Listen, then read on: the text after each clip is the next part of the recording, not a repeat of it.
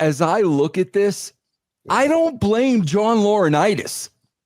Russo'sBrand.com, where the pros are the pros. Well, I'm going to read this directly from CNBC.com.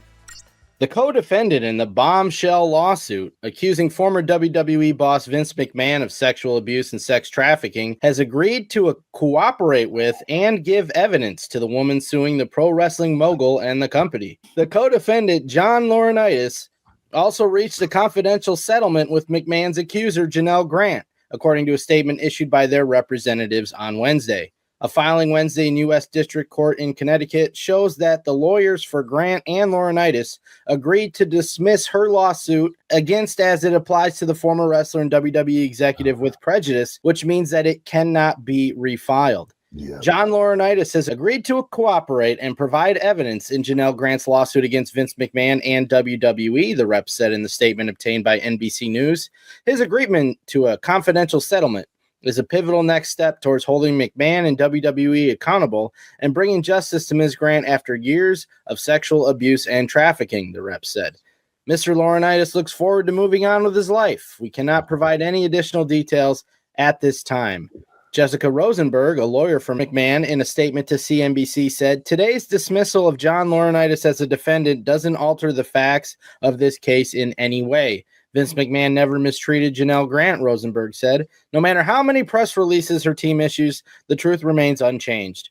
As Mr. Laurinaitis' lawyer previously said, Mr. Laurinaitis corroborates Mr. McMahon in publicly declaring that Ms. Grant's allegations of sexual abuse and coercion in her complaint are completely unfounded. A lawyer for WWE did not immediately respond to a request for a comment. I knew it was a matter of when, not if, the co-defendant was going to flip and turn on the other one. It was just a matter of time. And boy, it's every man for himself now, scrambling out and not even women and children, literally pushed them out of the way to get to the life raft first, just shoved everybody aside, let the violence play as the ship goes down. I'm sailing.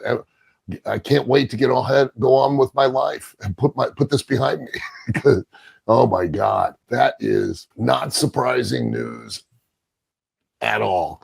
Not one bit that John Laurinaitis has completely flipped and is doing everything he can to defend himself and to distance himself in any manner and throw everybody heat and throw Vince McMahon far up underneath the bus. So, Al, what do you think? Again, right away, and McMahon's lawyer is 1000% correct. I mean, this is the second time now Laurinaitis is kind of flip-flopped. First his lawyer first said no, we got nothing to do with Vince, blah blah blah. Then he did collaborate the story with Vince. Now he's going back the other way. So obviously they're going to use that as a defense, that Laurinaitis, is. So how do you think this will play out? I mean, is his credibility shot at this point? Well, of course it is. I mean, from just exactly what you said, being so contradictory, it's going to make it very difficult to, and is going to give an opening and precedent to create an argument for Vince McMahon's attorney. But I have a feeling that eventually I would not be surprised that we see some kind of quiet, like Laurinaitis is doing what did you say as far as a settlement? He did a undisclosed settlement. I think that's what we're going to see. Confidential settlement. They've dismissed the lawsuit with prejudice, which means that they can't refile it. So it's done. Yeah. All to buy Laurinaitis' testimony to incriminate, Vince McMahon, and really to leverage, to force probably, the same thing, an undisclosed settlement with prejudice to not allow it to be presented any further. So, that's probably where we're going to see this go, I would imagine. Al, I just wanted to, I want to publicly let you know, for the record, on the show, so everybody can hear. I want to publicly let you know, bro, if you ever drag me down with your shenanigans, Yeah. I'm selling you down the river in a second. I just want to be able to tell you this man to man. So I'm not a John Laurinaitis. I'm telling you, you ever pull me down out with whatever you got going on over there in Louisville, I'm selling you down the river like this. I can only hope that you would do that and, and be willing to, take care of yourself and retreat back to your cult along with the rest of the druids out there. Hey, Al, I got to tell you something with a different spin. Honestly, lifestyle out there. You guys are ahead of the curve. Yes, we are. If infrastructure collapses, you guys are already set to go. I mean, you live that life all the time. Al, I got to tell you something with a little bit of a different spin. Yeah. Bro, I got to tell you, as I look at this, I don't blame John Laurinaitis. I mean, I obviously he was, listen, bro, nothing he did, and he was a part of this. There's no question about it. And he was a grown man. But Al, you know what it's like to be working for Vince McMahon. So I'm sure there was some. McMahon was a notorious, bully when your livelihood is tied to it and tied to a person who can exert that kind of influence on you on many different levels, both psychologically and then predominantly financially. It does. But to your point, it doesn't absolve him of any guilt, any sharing of that in those actions.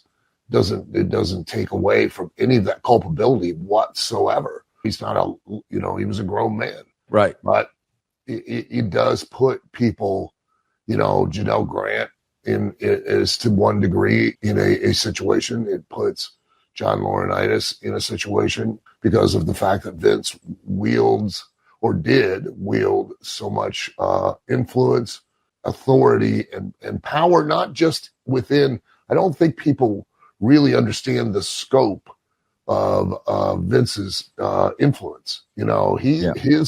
His influence and his reach goes far beyond WWE. It goes to television networks. It goes to places where Laurinaitis would eventually, if he were to have been released from WWE, that would have went and sought employment and could have easily been, those people could have been influenced not to bring him on. He could have been bereft, could have been pushed out, could have been set adrift. Granted, again, you can't take away Laurinaitis' culpability and the fact that he probably had already made enough money to where he could have retired anyhow, but was greedy. Al, let me ask you a hypothetical question. This is going to be hard for you to answer. Oh, I'd sell you right down the river. Yeah, no. If you're I'd run over you with the bus and then back up. So that's so wrong on so many levels. Al, I'm going to ask you a hypothetical question. Okay. Would you have done the same thing Laurinaitis did? The obvious and direct answer is no, I wouldn't. Anybody would say that. I don't know, once you're in that situation, you're in that deep, it's tough to be able to anticipate an answer, I guess.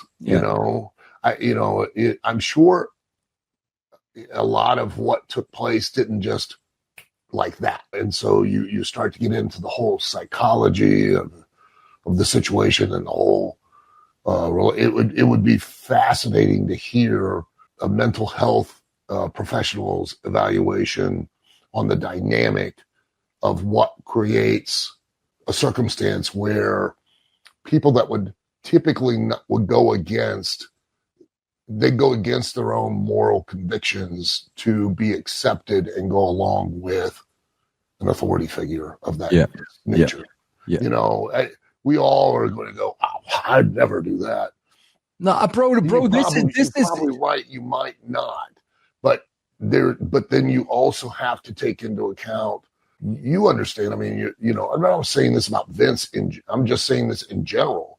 When you're in a close proximity type of relationship, like you would be with a Vince McMahon and a guy who is of that kind of charisma and influence, and who knows? I mean, bro, this is my Al. I mean, what you're talking about, seriously, like the only thing I keep thinking about, bro. This is like mafia type stuff. Well, I mean, there's no question about it. It's kind of again, I'm not excusing anything that Laurinaitis did because of, whatever he did, we don't know. Right. You know what I mean? We don't, it's supposition that he did do something, which obviously he must have, or else he wouldn't have settled out. He was obviously at some point culpable of something and responsible for something. Otherwise, he wouldn't have taken the action he took. But you kind of, and again, I'm not a mental health professional, and I'm not absolving him of any responsibility. But you wonder if maybe like some kind of Stockholm type syndrome took place. I don't know. Yeah. Al, here's another question too. I mean, this is the amusing part to me because, Al, when you're talking wrestlers and regular people, like we're not on the same wavelength. And let's talk about the level, the position that John Laurinaitis was in, the level of worker you have to be. Oh, to be there and then to maintain it. Absolutely. And for the length of time that he did. Yeah. So my question is Laurinaitis just like, F it, I'll just work her lawyer? I don't know about that. I'm sure that's probably still the mindset, I'll just work my way out of this. But I think it was probably the smart move. He's not going to go down with the ship.